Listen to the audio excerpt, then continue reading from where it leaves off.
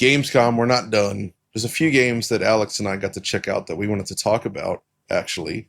And I actually want to start with one that you got to play. I haven't seen this one yet, Alex, but it looks cool based on what I've seen.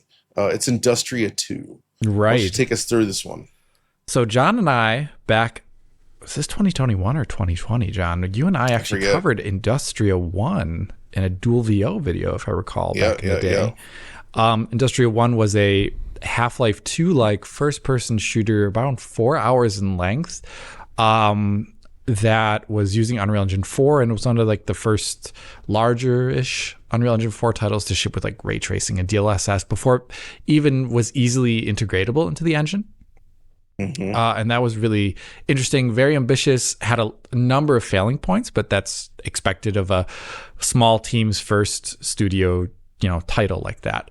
And Industria 2 is actually taking that game, and it's a direct sequel as far as I understand it. Same characters, same location. It actually does take place in Berlin, right? This like fictional version of Berlin. And it is, I would say, ratcheting up the horror and ratcheting up the kind of, I don't know how to describe it, like survival horror aspect. The first game.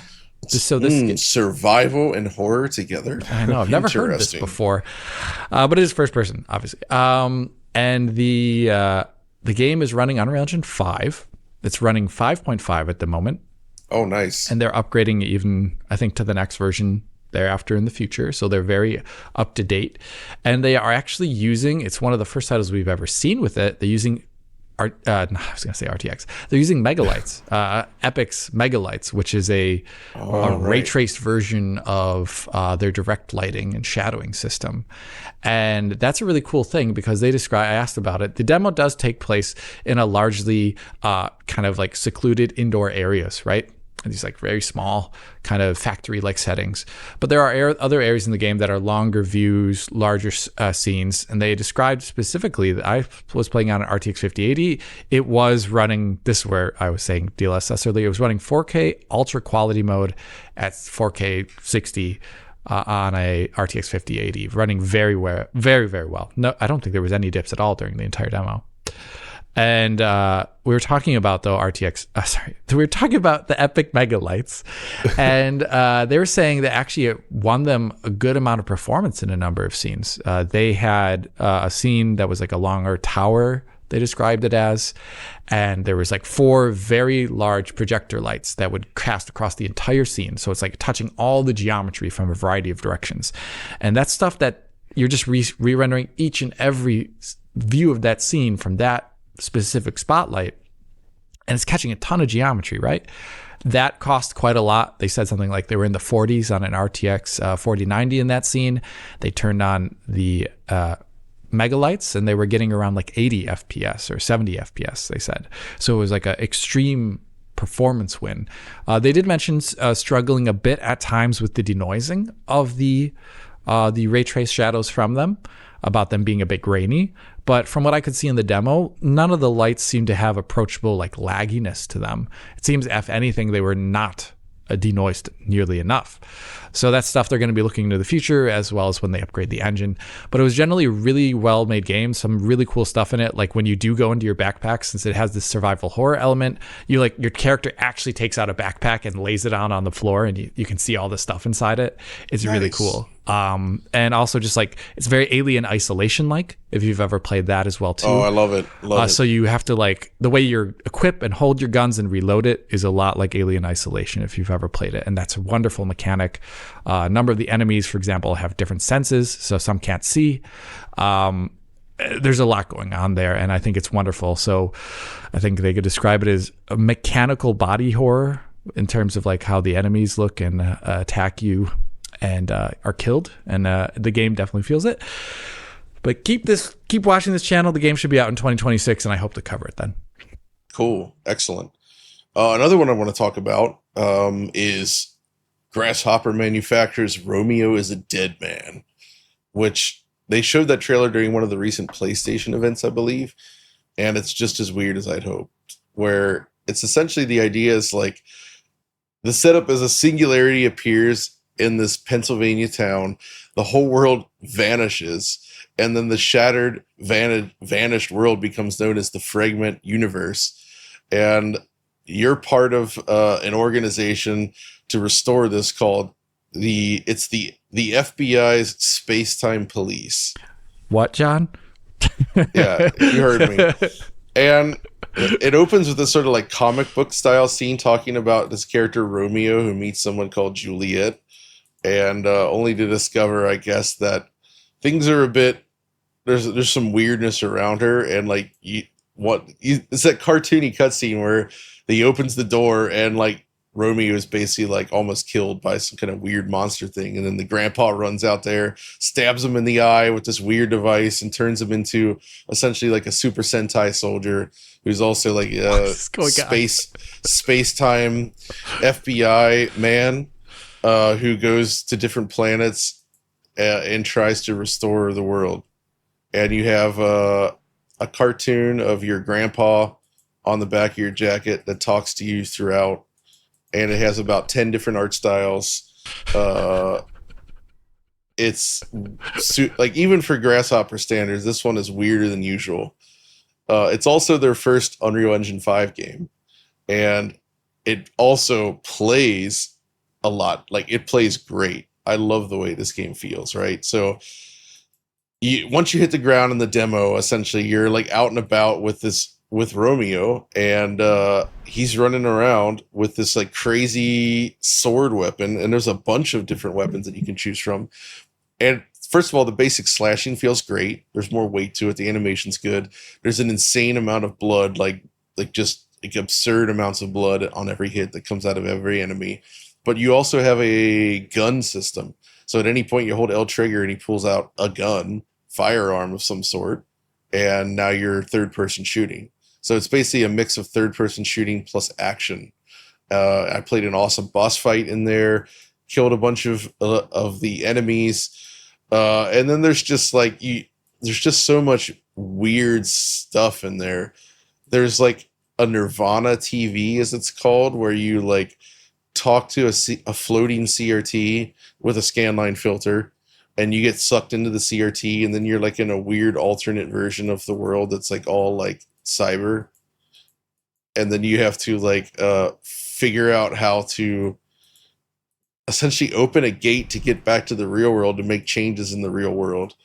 And it's hard to even explain with how crazy this is, but I will say, like, the comedy's on point, the atmosphere is excellent, it looks really good. Like, it's currently using software Lumen. I played it on PC, so we'll have to wait and see what the console versions are like. It's got good object motion blur, so the effects and attacks feel solid. And yeah, based on the initial reveal trailer, it seems like they're like running the gamut with just like, you've got the 3D action, you got 2D pixel art, you've got weird hand-drawn stuff, you've got live action looking things. I think that actually, I'm not sure we can even show it on here right now, but the game over screen, when you die in this game, it's possibly the best game over screen I've ever seen. Where, you remember Raiders of the Lost Ark, the face melting scene? Mm-hmm. They decided, I actually talked to Suda about this himself, and they wanted to replicate, the team wanted to replicate this face melting from Indiana Jones, and making like a computer model of it wasn't really selling the effect and would have required X amount of work in one direction. But instead, somebody knew somebody else that actually could do a practical effect. So they made a giant like wax fleshy head and then melted the skin off of it and filmed it.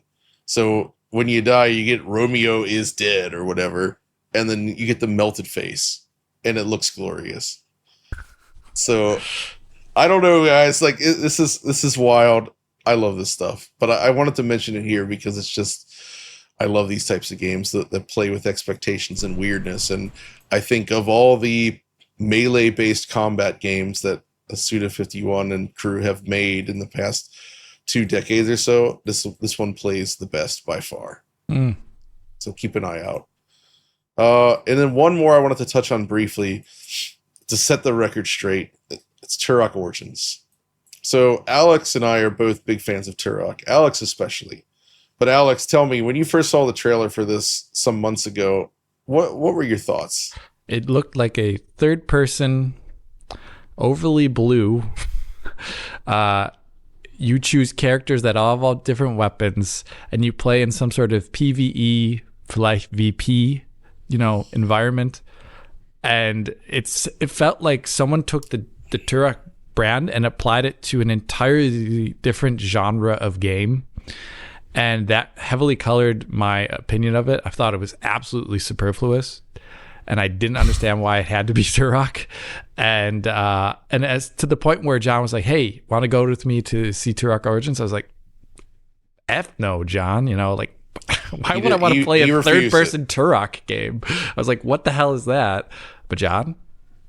It turns out there's more to this than I thought. First of all, it is a co-op game, but it is also primarily a single-player campaign, that you can play in co-op. One of the three, I guess, Turoks. Yeah, Turok is a mantle. Yes, it's a title. yes, you can exactly. There's multiple Turoks. Yeah, and there are 3 Turoks in this, but it turns out that one, you can play it in first person. You can switch at any time, and the first person perspective looks awesome. 2, the level designs are actually inspired by and relatively similar in some ways to classic N64 Turok, where it's like these large exploratory environments with puzzles. There's platforming, there's moving platforms, there's things to unlock, keys to find, opening ways through different areas. It actually manages to capture that sort of exploration element. And then it just feels really good to play. Mm-hmm. The only thing I would say that betrays it as proper Turok is that enemies take a few more hits to go down than you might like, versus not all of them, but the some of them go down quick, but others, it's more like, oh, here's this big enemy, so you got to shoot him for a while to take him down. But the overall experience is shockingly, extremely cool. It's a Saber developed, I guess, single player FPS or third person shooter that you can play with your friends. And I like the visuals. I like the themes. And a lot of the weapons that you had were actually very much directly from Turok N64 days and really well modeled. So that's just early impressions, but I actually had a really good time playing this. Mm-hmm. And I actually think it could be pretty good, especially you get something there's the lair level from Turok 2. Right. They had one of the stages that was very reminiscent of that. There was also a jungle stage. There was more of a cyber ruins kind of place. And then there was a boss fight against a giant Triceratops-like creature in a huge open plain that reminded me again of proper Turok. And the only difference is there's volumetric fog now rather than distance fog. Which is not a bad shit. Yeah, they could have done that, but that would have been hilarious. But yeah, I guess I'm now more intrigued, less utterly dismissive. That first trailer did them no favors. It actually almost presents a different genre in general, which is bizarre. Yeah, it really, to me, felt like some kind of weird multiplayer game that was had enemies in it, and it's just I figured you'd be going around doing some kind. I don't know. It just it didn't. Couldn't tell what the heck it was. There was another example of that actually at Opening Night Live was Obsidian's. What's the name of their new game? Sorry. The Outer Worlds. The Outer Worlds 2. That trailer showing off these different companions in the game. If you didn't know any better, you might think this is some sort of hero-ish PvE shooter game or something like that. Right. I saw the game on the show floor running on a PC, by the way. It's nothing like that. It's very much the same ilk as the first, so the Outer Worlds, basically part 2. But man, these people who are making these game trailers really have to start concentrating on the idea that you need to present the game in the genre that it is in. If you overly focus on one element, imagine if I only talked about the crafting in BioShock for a trailer. What the hell would you think that this game is, right? So you have to really be careful with how you present your games in a trailer, because everyone might think it's something completely different. And I think that probably stems from marketing people being afraid that the type of games they're making is maybe not what appeals to the mass audience. So they're trying to latch on to something that looks hip, and it ends up hurting the game's impressions with the people that are most likely to play it.